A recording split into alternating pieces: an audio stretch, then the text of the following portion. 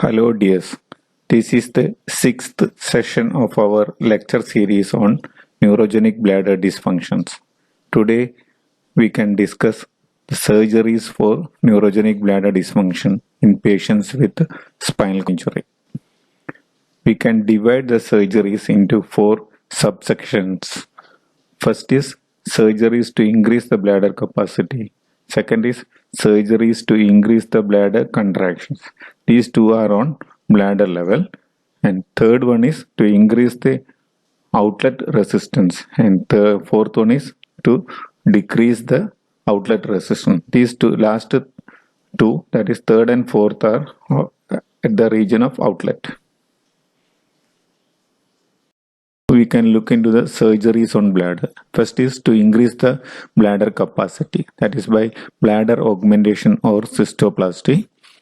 First one. Then if the patient has got a difficulty in doing a CIC, we can do bladder augmentation with continent catheterizable stoma.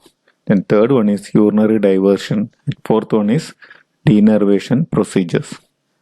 Then surgeries to increase the contractility, that is by giving electrical stimulation.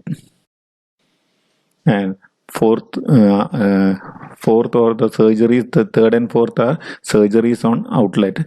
First one is to increase the outlet resistance, that is by giving urethral bulking agents, and second is by external compressive procedures.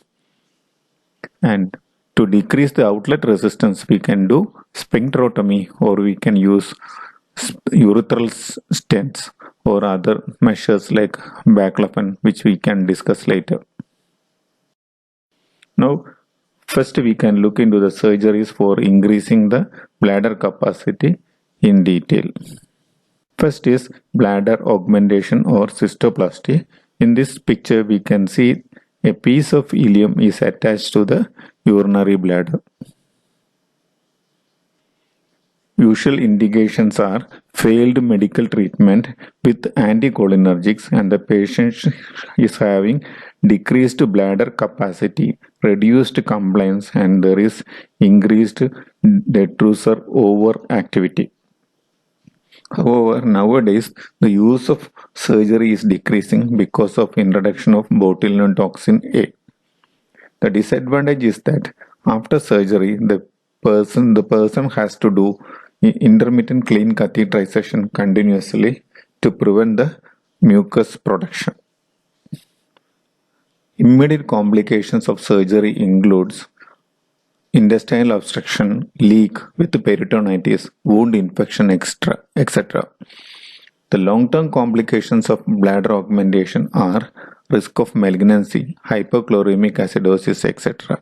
Usually 20 to 30 cm of distal ileum is attached to produce a 600 ml low pressure reservoir.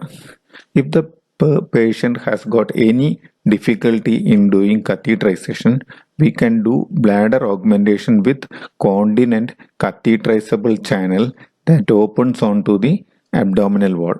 This is the procedure which we can see a stoma or a catheterizable channel is made that opens into the abdominal wall. Third one is urinary diversion.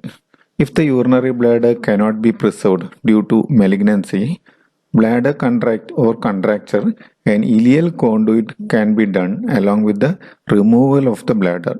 Usually 10 to 15 cm segment of ileum is used for this. This picture shows an ileal conduit. We can see the bladder is removed and a small piece of bowel is made into a pouch to hold urine, and there is a catheter opening or stoma. Then denervation procedures. This denervation procedures appears theoretically attractive, but the procedure is not widely used. In this, there is sectioning of the sacral nerve root. Usually, the S3 nerve root on one side is sectioned. Other method is by interrupting the peripheral nerve to the bladder. This picture shows selective sacral rhizotomy of S3. Now we can look into the second type of surgeries which increases the contractility of bladder.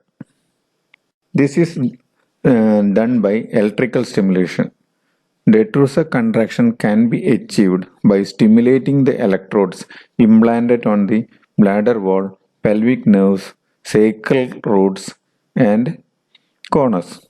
To prevent excess contraction during electrical stimulation, we have to do bilateral sacral dorsal rhizotomies initially. Reflex erections will be abolished. So, some modifications are to be made like supraselective rhizotomy.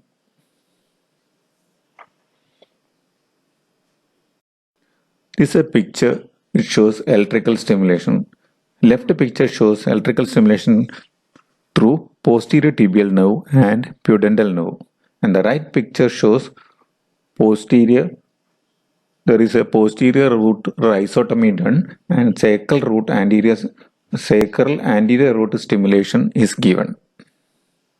Moving to the third type of surgery, that is increase the outlet resistance. This can be done by urethral stents. These are hyaluronic acid, which is not used nowadays. Then Teflon can be used with some success. Other agents are autologous fat, bovine collagen, hydroxyapatite, autologous stem cells, etc. This is a picture which shows the effect of bulking agents. The first picture shows incompetent urethral sphincter and we can see there is leakage. Second picture shows bulking agent on one side distal to the bladder neck.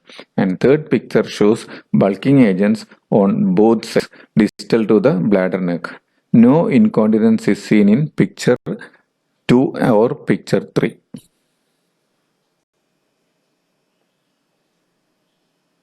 Now, the second procedure is external compressive procedures. External facial sling procedures are done with anterior rectus abdominis fasciae or tensor fasciae latae. The patient will not be able to do Valsalva procedure, so they have to do intermittent clean catheterization continuously. Synthetic or mesh slings are also available. Another thing is we can do artificial urinary sphincter also. First we can look into rectus sling surgery. These are pictures of external fascia sling surgeries. Autologous slings are placed under the urethra and it cradles it like a hammock. From the fascia, it is passed through the muscles of the abdominal wall and fixed to the rectus shield in front of the muscles. The left picture, we can see that a fascia is lifting the bladder neck and it is tied up to the rectus shield. And it's a pictorial representation. And second picture shows the rectus sling is tied on to the upper part of the abdominal muscles. This is a picture which shows artificial sphincter, which has got an inflatable cuff around the urethra, pump in the scrotum, and balloon reservoir in the retropubic space. Upon squeezing the pump, fluid is shifted from the cuff to a balloon reservoir. Now moving to the last part, the surgery is to decrease the outlet resistance. The methods are sphincterotomy, urethral stents, the implantable stainless steels are used, and other methods like intrathecal baclofen, which is not used nowadays because it reduces the detrusor contraction. Botulinum toxin type A can be used. The effect lasts for 3 to 6 months. we can look into external sphincterotomy. The ablation of the striated sphincter can be done by an incision. And the second picture shows urethral stent. Implantable stainless steel stents are placed in the region of sphincter.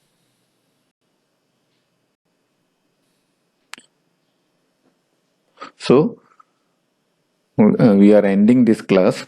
We will meet within a few days with last session, approach to a patient with neurogenic bladder in patients with spinal cord injury. Thank you.